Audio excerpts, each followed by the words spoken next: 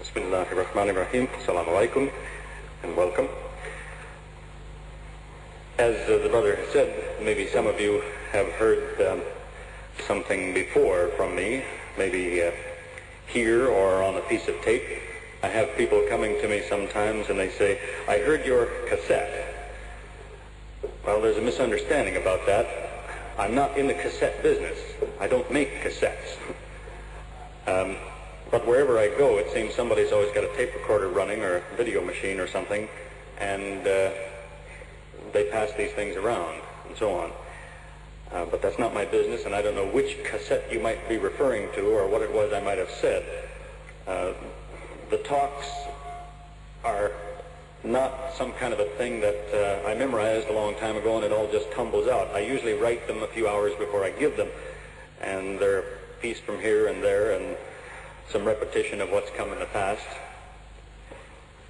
So if you've heard some of what I have to say before, excuse me. Not everybody has heard it, though.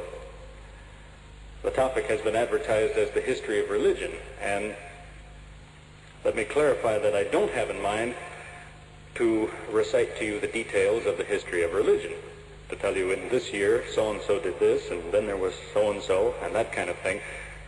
That's not what I mean by the history of religion. I'm talking about a view of the history of religion, that we could all gather up the facts as to the sequence of events, but what does it mean? And how did it come to happen that way? And Muslims have a particular view of the history of religion, which I'd like to talk about, as well as the view that other people have. As it happens, the study of mankind, usually called anthropology, of course, has a lot to say about religion. When the anthropologist takes up his subject, part of the investigation of man is man's religions. So anthropology has a lot to say about religion. It used to be that all the anthropologists basically would tell you the same thing if you asked them about religion. If you asked them, where did religion come from? How did it come to be the way it is? They all would give you back the same explanation. But in the last 30 or 40 years, there's been another school of thought develop, which was probably always there, but it's come to be something that has to be recognized, that the anthropologists don't all tell the same story anymore. The oldest school of thought always was to say, well, religion came because human beings have always been afraid of what they didn't know, and so what they didn't know, they worshipped. If the thunder and lightning scared them, then they made thunder and lightning a god, so that it wouldn't hurt them. If a fire burned them, then they found a god to look after the fire.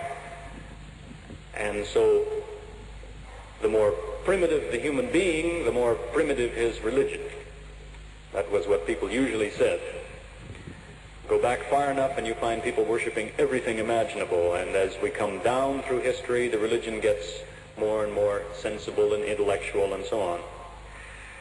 But there have been those who have insisted that that's not what the facts seem to indicate.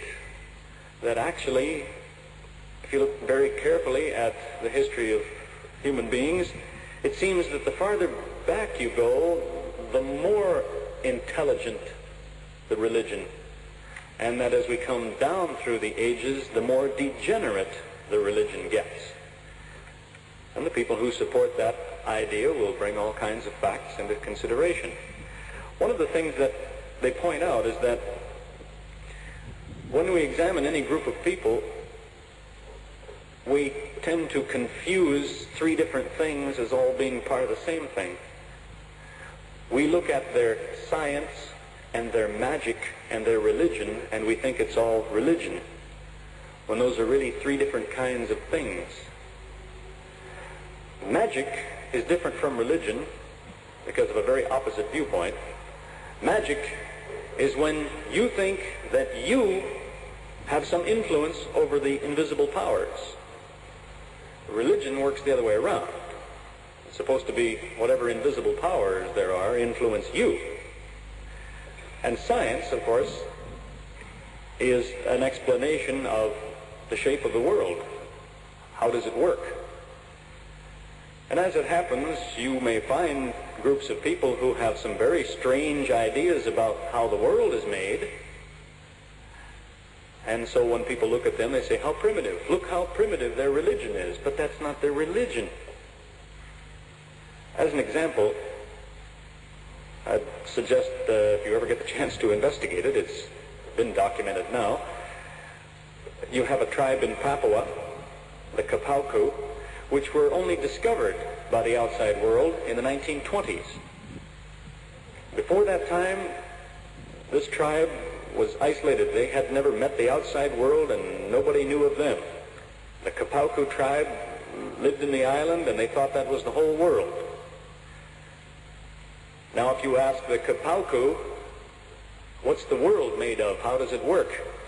He may start off by telling you, well, the sky that you see overhead is a big bowl turned upside down, and it's got holes in it. And when the sun goes down, some of the light from the sun shines back through the holes, and that's what makes those lights that look like stars. That sounds very primitive, and so people would be tempted to think, well, the Kapauku is primitive. Well, maybe his science is primitive, but is his religion a foolish item? There was a little book written just a few years ago called The Kapauku of Papua, and it documents in under 100 pages what the Kapauku believe about a lot of things. And here and there it talks about religion. And in every case it points out something possibly surprising to a lot of people. It mentions that as soon as the Kapauku were discovered, well, the missionaries came running to save their souls, of course. And it mentions here and there how the Kapauku used to argue with the missionaries and used to embarrass the missionaries.